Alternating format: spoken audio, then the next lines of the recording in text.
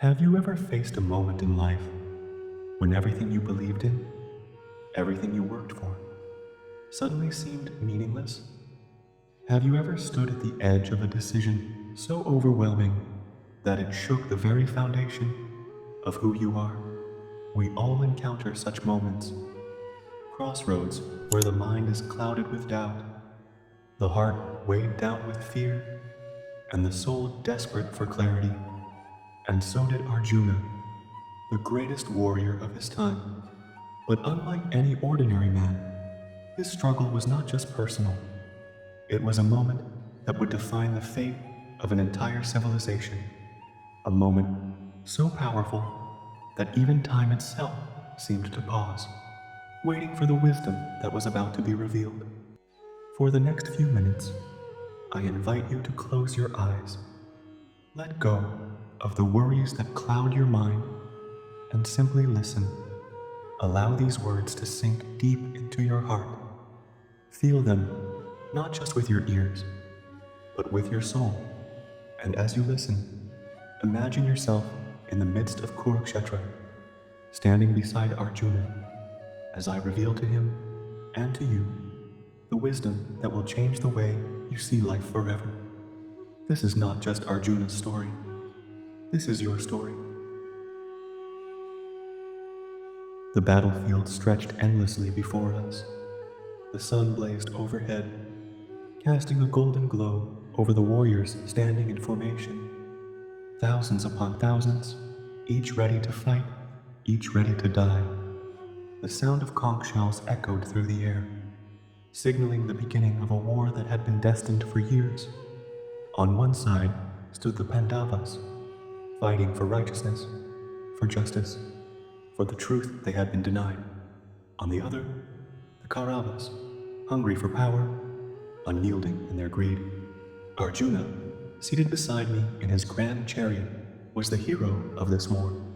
His bow, the Gandiva, had never failed him. His arrows had never missed their mark. His name alone struck fear in the hearts of his enemies. And yet, in this moment, something changed. He turned to me and said, "Krishna, take me between the two armies. Let me see those whom I must fight." And so, I did. I guided his chariot forward, stopping in the heart of the battlefield, where he could see both sides clearly. But what Arjuna saw was not an enemy.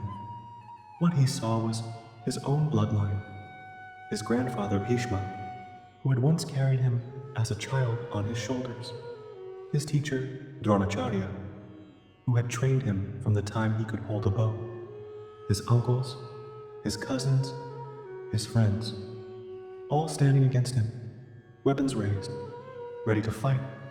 And in that moment, Arjuna, the warrior who had never known fear, felt his heart collapse under the weight of emotion. His hands trembled, his breath quickened, his body, strong as a mountain, just moments before, suddenly felt weak. The great warrior, undefeated in battle, dropped his bow to the ground. "Krishna," his voice wavered. "How can I do this?" His eyes filled with sorrow as he looked upon his own family, men who had once laughed with him, fought beside him, guided him through life. Now, they stood as his enemies. My grandfather, my teacher, my kin. Am I to raise my sword against them? Am I to stain my hands with their blood? Is victory worth such a price? Even if I win, what will remain?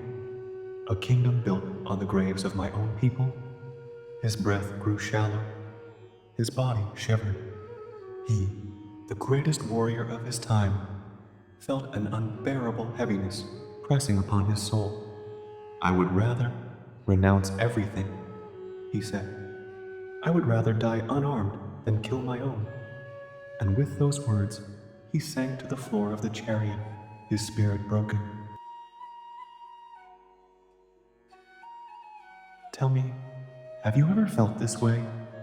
Have you ever faced a moment where the right path seemed unbearable? Where duty pulled you in one direction, but your heart cried out for another? Arjuna was not just facing a war, he was facing himself, his love for his family, his sense of morality, his fear of making the wrong choice. And isn't that what we all go through? Every day, life presents us with battles, some small, some great. And when the moment comes to act, the mind hesitates. It creates illusions, fears, excuses. We say, what if I fail? We say, what if I make the wrong decision? We say, what if the cost is too high? And in that hesitation, we suffer. But tell me, if a doctor refuses to operate on a dying man because he fears failure, is that mercy? If a soldier refuses to fight for his homeland because he fears death, is that courage? To stand frozen in fear is the greatest tragedy of all. And so, I watched as Arjuna, the warrior whom no army could defeat, was now defeated by his own mind. Krishna, he whispered, tell me, what is right? What is wrong? But is the answer so simple? Arjuna saw his loved ones before him, and he believed he was choosing between family and duty, between love and war. But life is rarely so black and white. The mind, when clouded by emotion, sees only what it wants to see. It clings to attachments. It fears loss. It forgets the greater truth. Arjuna was not here to fight for himself. He was here to restore Dharma, to stand against injustice, to uphold righteousness. Yet his heart whispered, no, this is wrong. But was it? What if I am wrong? Arjuna asked. What if my actions bring suffering? What if my choices lead to ruin? And tell me, how often do you ask the same questions? How often do we let the fear of consequences stop us from taking action? But inaction is not the absence of choice. It is a choice in itself. A choice to let fear rule over wisdom. A choice to let fate decide, rather than standing up and shaping it ourselves. And so, I looked at Arjuna, and I asked him, if you turn away now, what will happen? Will injustice disappear? Will greed vanish? Will truth prevail on its own? Number, the world does not correct itself. It is the duty of the strong to act. It is the duty of the wise to lead. It is the duty of those who see the truth to uphold it. To stand for righteousness is not cruelty, it is necessity. And yet, Arjuna's heart remained heavy.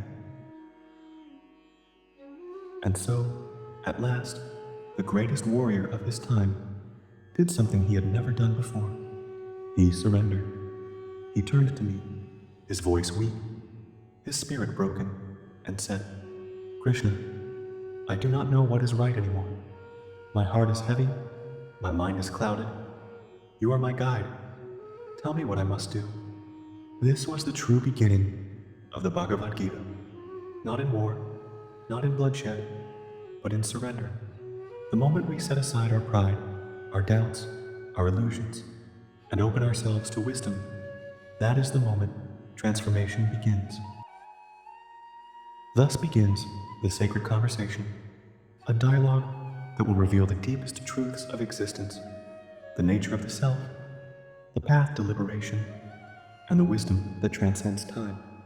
You, too, stand on the battlefield of life. You, too, face choices that test your soul. And just like Arjuna, you have within you the power to rise above fear, to step into your Dharma, to find clarity in the storm. The first step, let go of doubt, open your heart, and be ready to receive the wisdom of the Gita. The journey has just begun.